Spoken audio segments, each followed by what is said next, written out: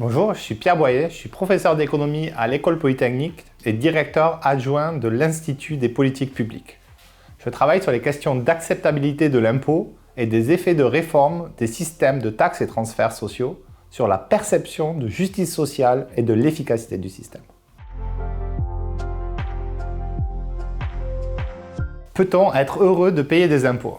Alors quand on entend cette question, on peut penser que c'est une provocation, on a envie de répondre tout de suite non à cette question et passer à autre chose.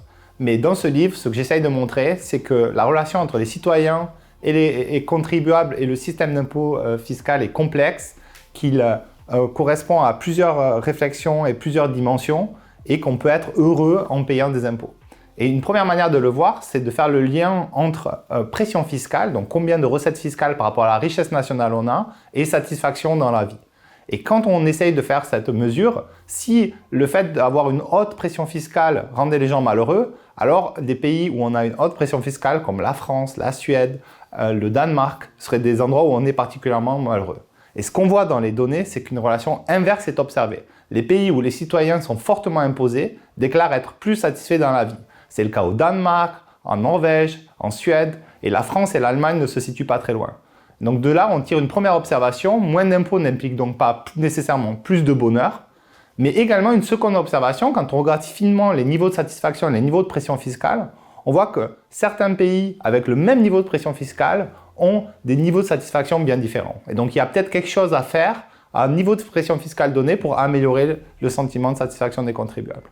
Et enfin, l'histoire récente en France avec les mouvements des bonnets rouges, des pigeons ou encore des gilets jaunes nous dit qu'il y a des mobilisations antifiscales en cours et que le sentiment de consentement à l'impôt, c'est quelque chose qui est vivant et qui peut évoluer au cours du temps et donc il faut être attentif et l'étudier pour mieux le comprendre. Dans ce livre, vous allez retrouver une présentation brève des origines de la légitimité des impôts. Vous retrouverez également des évolutions récentes des recettes et des dépenses en France et dans le monde. Ensuite, nous répondrons à la question quelles sont les raisons qui expliquent la satisfaction de payer des impôts. Ici, le lien entre le fait d'être satisfait de payer des impôts et le consentement à l'impôt sera étudié.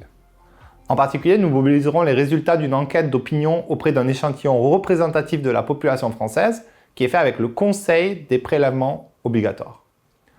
En conclusion, des pistes concrètes permettant d'aboutir à un meilleur consentement à l'impôt seront présentées. Il y a ici un réel enjeu autant scientifique que politique à identifier les facteurs du consentement à l'impôt et à mieux comprendre ce qui détermine l'adhésion des citoyens au système fiscal et social. Enjeu scientifique car, contrairement à ce que pourrait suggérer sa longue histoire, le consentement à l'impôt n'est pas encore complètement compris et étudié dans toutes ses dimensions. Les résultats recensés dans cet essai sont issus de travaux universitaires récents en sciences sociales. Enjeu politique, car les défis à venir, climatiques, sanitaires, sécuritaires, démographiques et sociaux, et la situation actuelle des finances publiques, feront de la capacité des pouvoirs publics à mobiliser des ressources fiscales dans la durée le facteur crucial permettant de répondre à ces différents défis. Un consentement à l'impôt élevé dans notre pays est une garantie de poids pour les gens qui nous prêtent de l'argent. Avec une dette publique à plus de 3 000 milliards aujourd'hui, nous aurons besoin d'assurer les gens qui nous prêtent de l'argent avec un consentement à l'impôt élevé. Une contribution commune est indispensable pour l'entretien de la force publique. C'est ce qu'on retrouve dans la Déclaration des droits de l'homme et du citoyen de 1789. La fiscalité est donc la principale source de financement des États. Et on observe aujourd'hui un large consensus pour dire que l'État a un rôle à jouer dans l'économie lors de défaillances de marché, que ce soit pour produire des biens publics, répondre à des externalités ou à des monopoles. L'étendue de la part prise dans l'État en économie est en revanche souvent débattue. L'État serait trop gros, c'est-à-dire que la part des impôts ou des dépenses dans la richesse nationale mesurée par le PIB serait trop élevée. Au cours du XXe siècle, les gouvernements des pays avancés ont augmenté leur pression fiscale en pourcentage du PIB d'environ 10% au début de la période à 40%, tandis que le niveau de vie continuait d'augmenter. Il semble donc que plus l'État est gros, mieux les citoyens se portent. Les États dont la part des impôts ou des dépenses dans le PIB est importante ont également dans l'ensemble des gouvernements efficaces. Cela va de pair. Ainsi, l'accent doit être mis davantage sur les raisons pour lesquelles certains pays développent des États efficaces et d'intérêt commun et qui, in fine, deviennent plus gros et où les habitants sont heureux, plutôt que se concentrer uniquement sur la taille de l'État dans l'absolu. Ceux qui s'inquiètent de la part importante prise par l'État dans l'économie, selon l'économiste anglais Tim Besley, ne font pas la différence entre un État contraint et un petit État. Ils ont certes raison de critiquer les économistes qui préconisent des interventions gouvernementales sans qu'une attention particulière soit accordée au cadre institutionnel en place. Cependant, préconiser un petit État pour son propre bien est un mauvais argument. Ce sont les grands États efficaces, construits avec des contraintes appropriées, constitutionnelles, juridiques, liberté de la presse, etc., concernant ce que le gouvernement peut ou ne peut pas faire, qui ouvrent la voie vers les libertés économiques, sociales et politiques. Pour répondre à cette question, on utilise un nouvel outil qui est le baromètre des prélèvements obligatoires. C'est un sondage auprès des Français, un échantillon représentatif de la population, auquel on pose des questions sur le consentement à l'impôt et sur la perception des prélèvements obligatoires, impôts et cotisations sociales en France. Lorsqu'on demande aux Français ce qu'ils pensent du système actuel, ils sont 75% à penser que le niveau des impôts en France est trop élevé.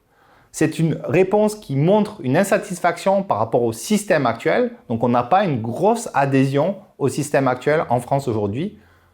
Par contre, quand on demande aux Français s'ils pensent que payer ses impôts est un acte citoyen, qui mobilise un autre aspect du consentement à l'impôt qui est plus qualitatif, on obtient que 80% des répondants pensent que oui, c'est un acte citoyen. Et donc ici, on voit bien qu'il y a une adhésion forte au principe de payer des impôts, mais pas une adhésion forte au système actuel. Ensuite, quand on essaye de comprendre pourquoi les Français répondent qu'ils adhèrent au principe de l'impôt, mais pas au système, on se rend compte que ce qui détermine cette satisfaction, en premier, c'est la satisfaction quant à l'utilisation de l'argent public. En second, c'est la perception de l'équité du système. En troisième, c'est la confiance qu'ils ont dans les institutions qui dépensent l'argent public. On trouve ensuite le rejet de la fraude et la connaissance du système. Sur ces déterminants ici, on se rend bien compte que l'utilisation de l'argent public est quelque chose qui est partagé par tous les Français. Les Français qui pensent que l'argent public est bien utilisé ont un consentement à l'impôt plus élevé. Pour les questions de justice, par contre, on voit qu'il y a des Français qui pensent que le système actuel n'est pas juste parce qu'il redistribue trop, et d'autres qui pensent que le système actuel n'est pas juste parce qu'il ne redistribue pas assez. Et donc, on voit bien que sur le sentiment de justice, on ne va pas pouvoir réconcilier tous les Français par rapport au consentement à l'impôt. Ça dépend du système de valeurs.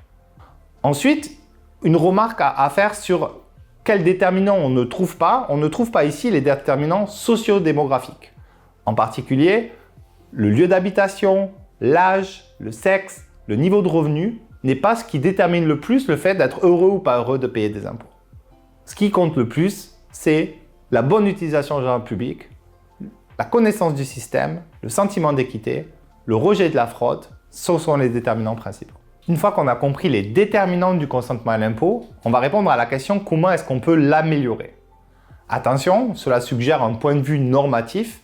Ici, je m'appuie sur la Déclaration des droits de l'homme et du citoyen pour dire qu'une société avec un consentement à l'impôt plus élevé se porte bien.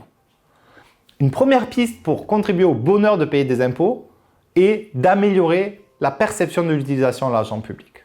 Mais ici, on a besoin d'un lien causal. On a besoin de savoir si une augmentation de la perception de l'utilisation de l'argent public entraîne bien une augmentation du consentement. Donc ici, on utilise des méthodes faites en évaluation des politiques publiques, des expérimentations aléatoires randomisées, popularisées en France par la prix Nobel Esther Duflo. Et effectivement, ce qu'on montre dans cette étude, c'est qu'avec une vidéo de la Cour des comptes montrant combien l'argent public est contrôlé en France, on obtient bien un meilleur consentement de tous les Français. D'autres pistes doivent être explorées pour œuvrer à un meilleur consentement de tous les Français. En particulier, c'est ce que nous ferons dans les prochaines vagues du baromètre des prélèvements obligatoires.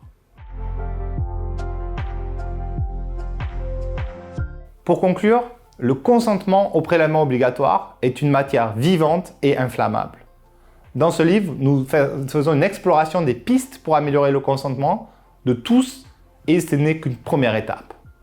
Ce travail doit se poursuivre car il est impossible de prévoir quand et sous quelle forme surgiront les prochaines révoltes fiscales, mais pour les prévenir, il convient d'adapter le système socio-fiscal aux évolutions de la société et d'œuvrer à l'amélioration du consentement à l'impôt et aux cotisations sociales dès aujourd'hui.